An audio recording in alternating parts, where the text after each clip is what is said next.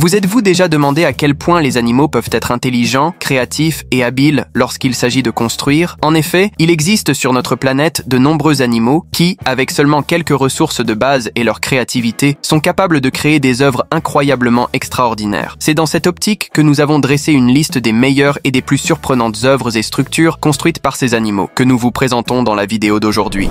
20 constructions fantastiques réalisées par des animaux dans la nature. Fourmis tisserandes.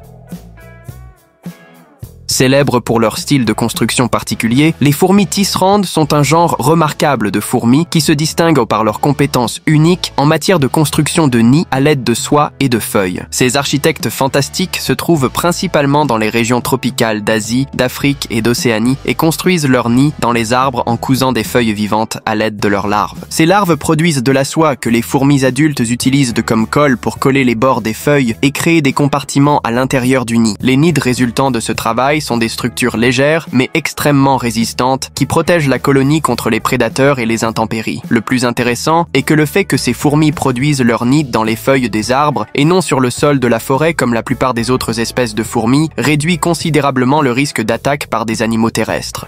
Tisserin baya.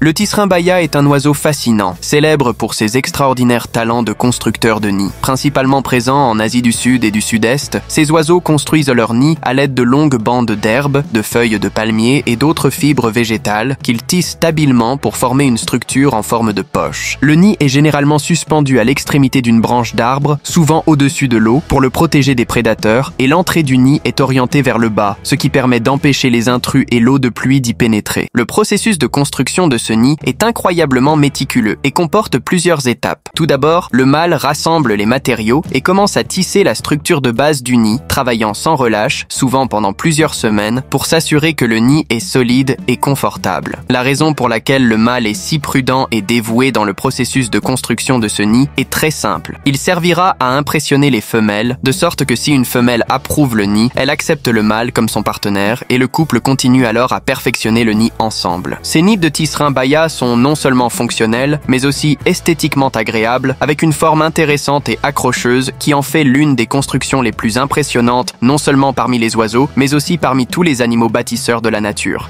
Argironnette.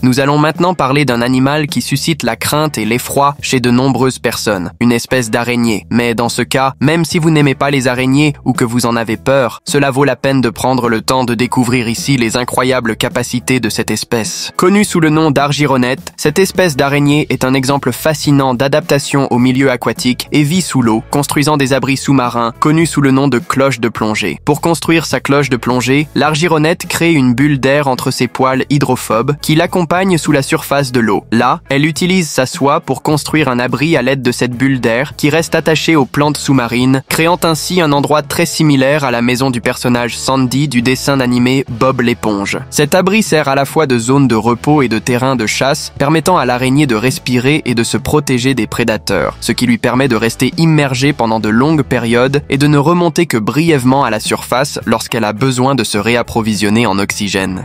Républicain social. Parlons maintenant d'un autre oiseau qui se distingue par ses compétences uniques en matière de construction, mais qui, dans ce cas, produit une structure beaucoup plus grande. Connu sous le nom de républicain social, cet oiseau fascinant, que l'on trouve principalement dans les régions arides et semi-arides de l'Afrique australe, est réputé pour construire l'un des nids les plus grands et les plus complexes du règne animal. Ces nids collectifs sont construits avec des brindilles, des herbes et d'autres matériaux végétaux, créant de véritables condominiums pouvant abriter des dizaines, voire des centaines d'individus, et contrairement à de nombreux oiseaux qui construisent leur nid individuellement, le républicain social travaille en groupe, faisant preuve d'une incroyable capacité de coopération. Le résultat de cet effort commun est une structure massive, généralement placée sur des arbres robustes ou même des poteaux électriques, et ces nids ont plusieurs entrées extérieures qui mènent à des chambres individuelles ou communes, protégées des prédateurs et des conditions météorologiques défavorables. Mais quiconque pense que l'ingénierie de ces constructions n'est impressionnante qu'en raison de leur taille se trompe, car elles se distinguent également par leur fonctionnement fonctionnalités. L'extérieur du nid est généralement constitué d'une barrière défensive composée d'épines ou de couches denses qui découragent les prédateurs tels que les serpents, et à l'intérieur, ces chambres sont bien isolées thermiquement, de sorte que pendant les journées brûlantes du désert, elles peuvent rester fraîches, tandis que pendant les nuits froides, elles peuvent fournir un abri chaud aux oiseaux. Castors. Très populaires et connus aujourd'hui, les castors sont des ingénieurs naturels incroyablement doués, célèbres pour leurs extraordinaires talents de bâtisseurs de barrages. Ces rongeurs, que l'on trouve principalement en Amérique du Nord et en Europe, utilisent des branches, des rondins, de la boue et des pierres pour construire leurs structures, qui servent à créer des étangs artificiels offrant une protection contre les prédateurs et un habitat propice à leur survie. La construction des barrages par les castors commence par l'abattage des arbres à proximité à l'aide de leurs dents acérées.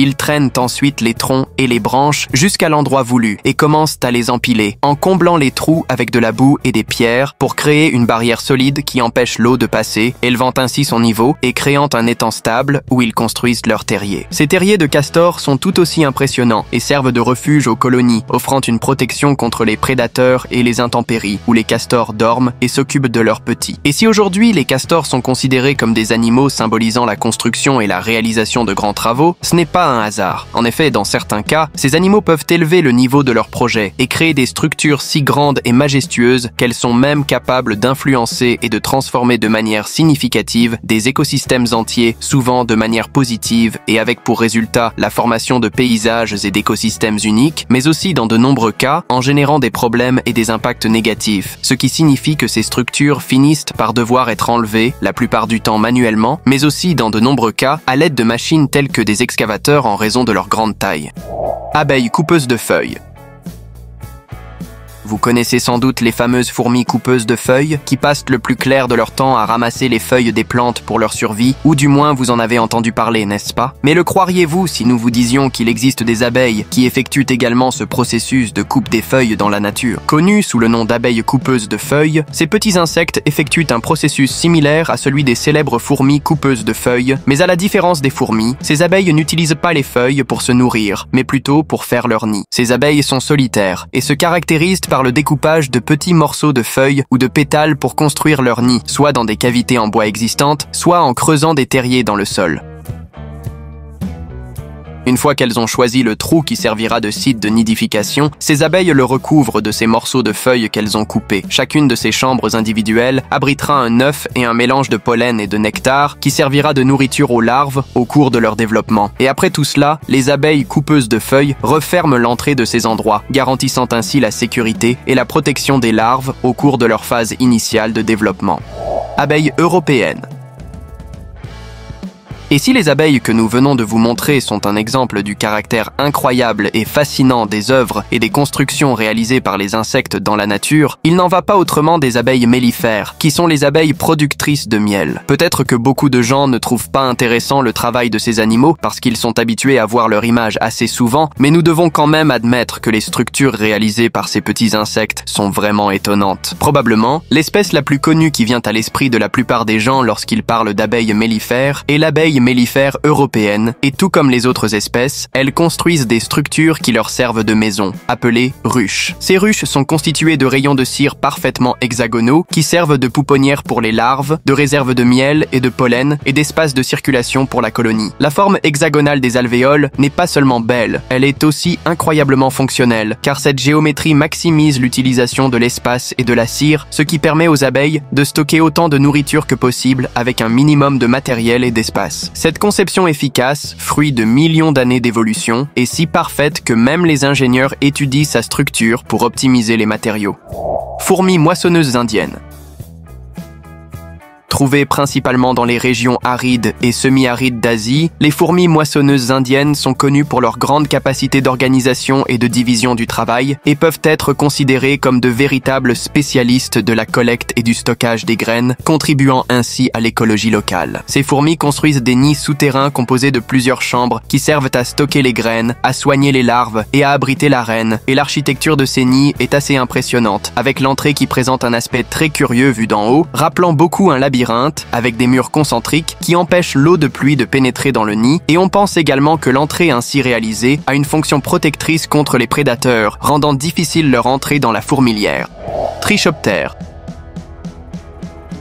Parlons maintenant à nouveau d'insectes qui, dans ce cas, construisent de véritables œuvres d'art utilisées pour votre protection. Il s'agit de larves de trichoptères, de petits insectes qui, dans la plupart des cas, ne mesurent que 25 mm de long, ce qui en fait probablement les plus petits artisans du monde. Ces insectes aquatiques sécrètent une soie collante par la bouche et l'utilisent pour construire une carapace dure à partir de matériaux disponibles dans leur habitat, notamment des feuilles, des pierres, des coquillages et des bâtons, créant ainsi une sorte d'armure qui les protège des prédateurs. Fort de ces informations, un artiste français du nom d'Hubert Duprat a eu l'ingénieuse idée de prendre quelques-unes de ces larves et de les placer dans une boîte contenant de petits morceaux d'or, de rubis, de diamants, de turquoise et d'autres pierres précieuses, et le résultat a été ces fascinantes œuvres d'art créées par ces animaux qui ont curieusement un bon goût esthétique. Incroyable, n'est-ce pas?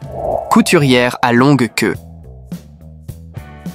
Parlons maintenant d'un oiseau capable de coudre. C'est vrai, vous n'avez pas mal entendu. Il s'agit de la couturière à longue queue, un oiseau connu dans le monde entier pour sa fantastique et unique capacité à coudre son nid. Le processus commence par le choix, par la femelle de l'espèce, de l'emplacement idéal et des feuilles à utiliser pour la couture. Elle commence alors son travail de couture, utilisant des fibres végétales ou des toiles d'araignée comme fil pour relier les bords des feuilles, et son bec comme aiguille pour percer les feuilles et traverser les lignes qui les relient. Une fois la couture terminée, elles remplissent l'intérieur du nid de plumes et de végétaux afin de le préparer à la ponte des œufs qui sont couvés par les deux parents. Araignées à trappe. Oui, il semble que les araignées ne soient pas loin des oiseaux, des fourmis ou des abeilles lorsqu'il s'agit de construire, car il est maintenant temps de parler des araignées communément appelées araignées à trappe, qui réalisent des constructions très intéressantes et ingénieuses dans le sol. Elles creusent une galerie verticale d'environ 20 à 30 cm de profondeur et en tapissent les parois avec de la soie, puis tissent un couvercle circulaire avec de la soie et des feuilles qui s'insèrent parfaitement dans l'ouverture de la galerie. Cette construction réalisée par les araignées à trappe sert de piège pour capturer leur proie. Elles restent donc cachées à l'intérieur de ce terrier, attendant qu'un insecte ou un autre petit animal marche sur les fils de soie répandus autour du couvercle. Et lorsque cela se produit, elles ressentent la vibration et sortent rapidement pour attaquer. C'est une méthode de chasse ingénieuse et fantastique, n'est-ce pas?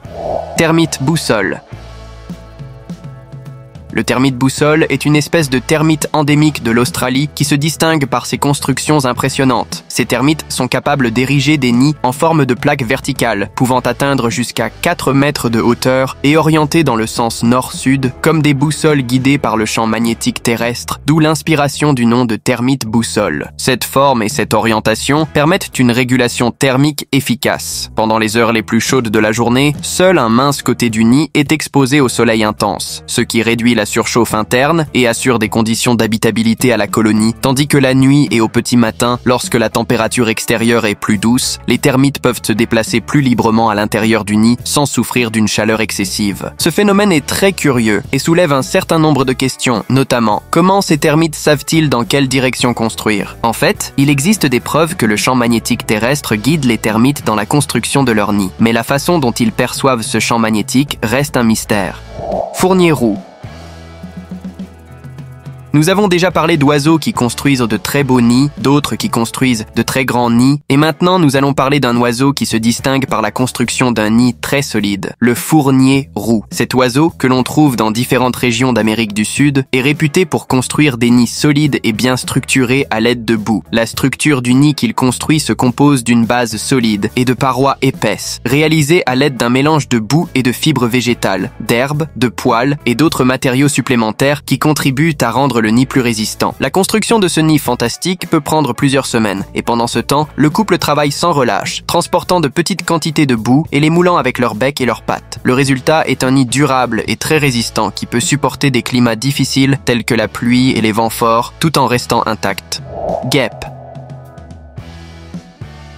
Et si les abeilles, comme nous l'avons déjà montré, peuvent être définies comme de véritables architectes habiles, nous ne pouvions pas ne pas mentionner les guêpes qui, bien qu'elles soient souvent considérées comme les parents maléfiques des abeilles, ne sont pas en reste en matière de construction, étant connues pour leur organisation sociale complexe et la construction impressionnante de leurs nids. Les nids de guêpes peuvent varier considérablement en taille, en forme et en emplacement en fonction de l'espèce. Certaines espèces construisant des nids modestes avec seulement quelques dizaines d'individus, tandis que d'autres peuvent former des colonies gigantesques contenant des milliers de guêpes dans des structures atteignant plus d'1 mètre de diamètre.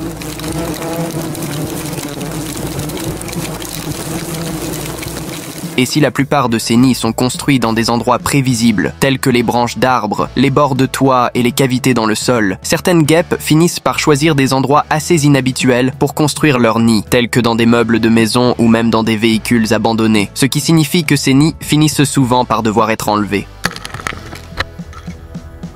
Oui, comme vous pouvez le voir dans cet enregistrement, dans la plupart des cas, l'élimination se fait à l'aide d'un enfumoir, car la fumée réduit l'agressivité des abeilles et des guêpes en interrompant les signaux chimiques qu'elles utilisent pour communiquer avec le reste de leur colonie. Cependant, dans certains cas, ces nids sont tout simplement trop grands pour être affectés par une fumée ciblée, et il n'y a donc pas d'autre solution que de relever le défi sans ressources supplémentaires.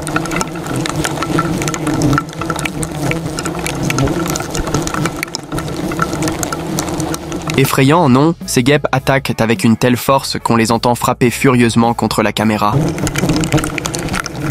Je ne sais pas ce qu'il en est pour vous, mais je pense que je viens de découvrir un nouveau type de peur à ajouter à ma collection.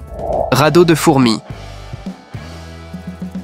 Il est prouvé que les fourmis sont parmi les meilleurs constructeurs de tout le règne animal. Mais vous êtes-vous déjà demandé comment ces insectes parvenaient à survivre en cas d'inondation? La solution réside dans les radeaux de fourmis, qui constituent tout simplement l'une des adaptations les plus impressionnantes et les plus ingénieuses de tout le règne animal. Pendant les périodes de fortes pluies et d'inondations, certaines espèces de fourmis, comme les fourmis de feu, joignent leur corps à l'aide de leurs mandibules et de leurs pattes pour créer une plateforme flottante pouvant comprendre des milliers d'individus connus sous le nom de radeaux de fourmis. En entrelaçant leurs pattes et leurs mandibules, elles forment une sorte de filet qui les empêche de couler, fonctionnant presque comme un bateau qui repousse l'eau. Et si individuellement les fourmis ont déjà une capacité hydrophobe raisonnable, repoussant l'eau et pouvant souvent flotter, cette capacité devient encore plus grande lorsqu'elles s'unissent, permettant ainsi à ce radeau de flotter. Les fourmis reines, les larves et les nymphes sont généralement placées au centre du radeau, où elles sont mieux protégées de l'eau et des prédateurs, tandis que les fourmis ouvrières forment la base de la structure, supportant le poids et maintenant l'équilibre, alternant généralement leur position au fil du temps afin de s'assurer qu'aucune n'est fatiguée ou submergée pendant de longues périodes. Pigargue à tête blanche.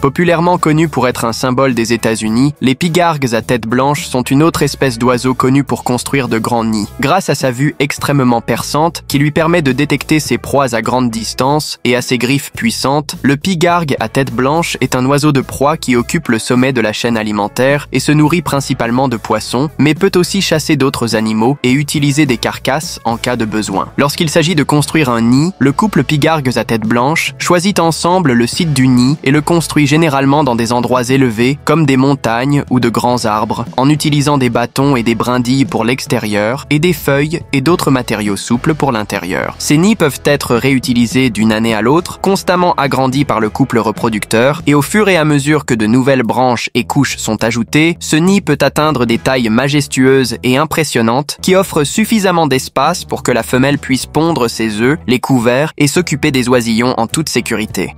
Poisson globe. Laissons maintenant de côté l'environnement terrestre et descendons au fond de la mer pour y trouver d'incroyables œuvres d'art construites par des poissons globes, de véritables artistes de la nature qui font preuve d'une intelligence et d'une créativité incroyables dans les moindres détails. En effet, certaines espèces de poissons globes japonais ont la fantastique capacité de construire ces incroyables œuvres d'art sur les fonds marins en utilisant leur bouche et leurs nageoires pour creuser des trous, former des motifs géométriques et même décorer leur œuvre avec des coquillages et des pierres. Les poissons globes mâles passent plusieurs jours à créer ces formes géométriques avec des sédiments, créant des crêtes et des vallées alignées radialement, dans le but d'utiliser ces constructions pour impressionner et attirer les femelles, qui pondent leurs œufs au centre de la formation après s'être accouplées avec le mâle. Charançon enrouleur de feuilles.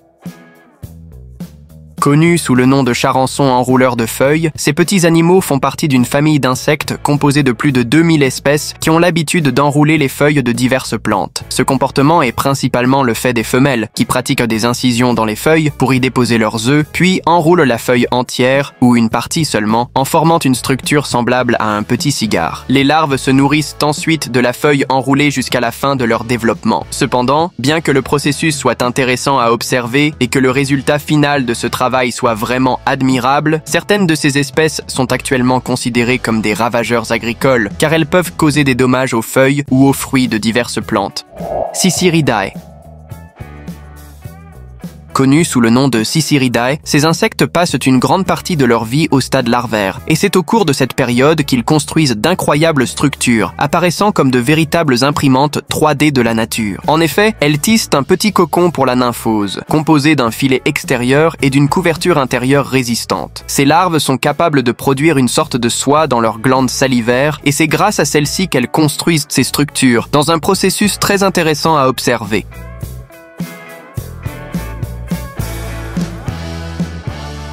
Rémise minute.